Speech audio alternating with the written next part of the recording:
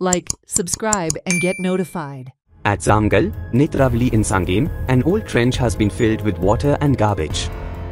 The water is extremely polluted and the garbage bags have also submerged, releasing a foul smell.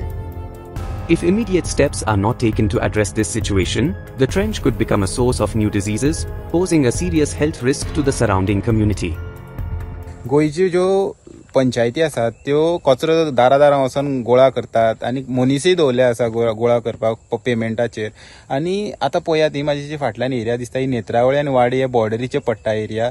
आनी सगळ्यो ज्यो पळयात ह्यो ज्यो प्लास्टीक बॅगां जी डस्टबीन बॅगांक बांदून हो कचरो हे कोणकोणांनी उडयल्लो आसा आनी कुसलेलो आसा, वास मारता सगळ्यांक. प्लास्टीक बॉटली आसात, सगळो कचरो आसा हो. आतां हांगा प्रश्न पडटा की जी पंचायती हो कचरो जो गोळा करता तो हांगा उडयता काय कितें.